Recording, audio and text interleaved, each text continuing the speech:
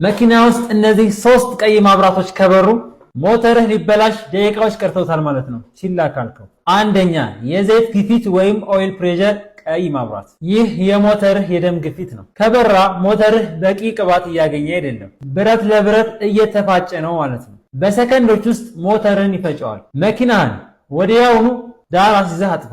ሁለተኛ የሞተር ሙቀት ወይም ኩላንት ቴምፕሬቸር ቀይ ማብራት። ይሄ ሞተርህ ኦቨርሂት አድርጓል ማለት ነው። የሞተር ሄድ ጋስኬት ይቀልጣል፣ ብሎኩ ይጣመማል። ጥገናው ብዙ ሺዎችን ያስወጣል። ወዲያውኑ አቁም፣ ሞተሩ ይቀዝቅዝ፣ ከዛም ባለሙያ ጥራ። ሶስተኛ የባትሪ ወይም ቻርጂንግ ቀይ ማብራት። ይሄ ከበራ ኦልተርኔተርህ ወይም ዲናሞህ ባትሪውን ቻርጅ ያደረገ አይደለም ማለት ነው። መኪና በየትኛውም ሰዓትና ቦታ በድንገት ሊቆም ይችላል። በተለይ ማታ ከሆነ ለከፍ አደጋ ይዳረጋል። በፍጥነት ወደ ኤሌክትሪሺያን። እነዚህ 3 ቀይ ማብራቶች የመኪና የሞት ጥሪ ሊሆኑ ይችላሉ።